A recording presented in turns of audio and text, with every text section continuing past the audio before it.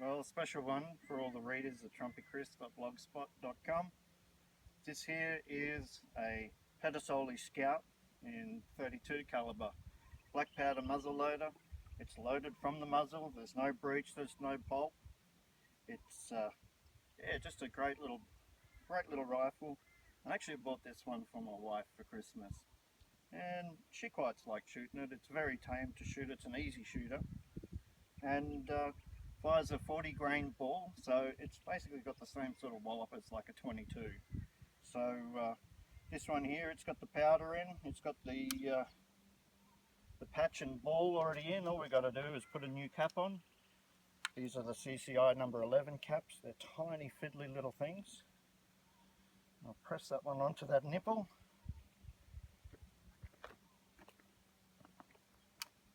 And let's see if we can put a shot on that little steel hanging gong. That was pretty close. I still don't know exactly where this thing's shooting. I haven't actually properly zeroed it in yet. But yeah, let's put a few more through it. It takes a bit of time. We'll walk you through the steps. So the old nipple's off, or the old cap is gone off the nipple. Okay, so I've got here in each one of these plastic vials 35 grains of 2FG black powder. You know, it's an explosive, it's not a propellant, so you've got to be very careful. I've never used the substitutes, I've only ever used real black powder. So we upend that into the barrel. Okay, we have just standard cotton patch. This one here is just lubricated with you know, the cooking spray oil that you get. Yeah, you just give them a spray with that stuff. Seat the ball on top of the patch. I don't have a proper ball starter for this caliber yet, so that's for my 50 and 58 caliber muzzle loaders. I've got a few, but I'd call myself a casual black powder enthusiast. Alright, then we get the ramrod.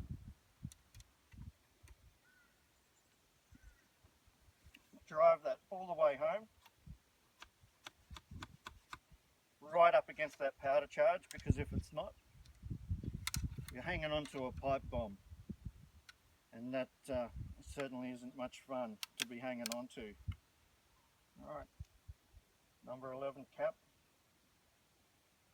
Here we go. I've got some targets down here, some little round stick-on targets. Let's see if we can hit it. I'm at around about 50 meters away. So, this rifle also has a set trigger. Basically, it's a very heavy pull on the trigger unless you set it. The back trigger sets it. You hear a distinct click, and then that makes that light trigger extreme, or that front trigger very, very light. Alright, let's see if we can get a shot on that target. It was way hanging up to the left when I pulled on that one.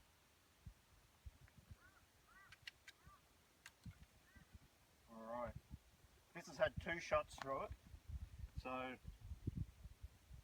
might as well have a bit of a laugh now. But baby wipes are some of the best things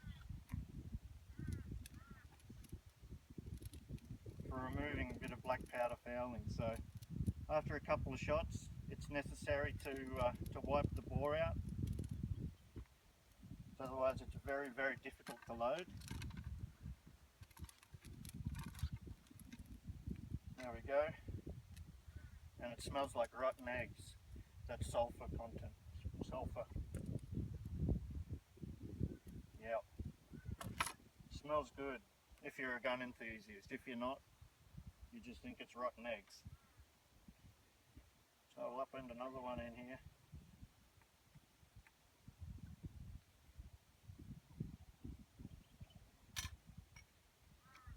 Okay, so if you guys want to come a little bit closer, that's the projectile there. It just looks like a little fishing sinker, and it's just a little cotton patch. So Tiny little thing, weighs about 40 grains. These ones I cast out of a mould. I do them all at home. It's quite rare to have to buy them from the shop. In fact, none of the gun shops in my town actually have anything really for black powder.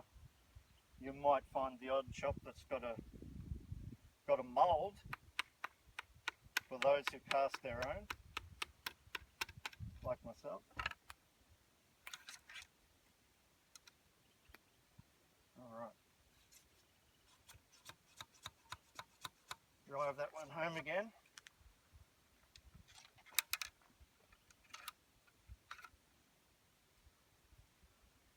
So Pedersoli, an Italian brand, they make really nice rifles. They make all types of replicas from way back. Everything from brown besses to Enfield musketoons to the big 3-band Enfields and traditional Hawkins style rifles.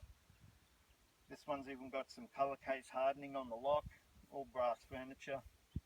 Yeah, it's a really nice rifle, and I really baby this gun, even though it's not mine. I treat it, well, like a newborn child. Alright, let's see if we can get one on that gong.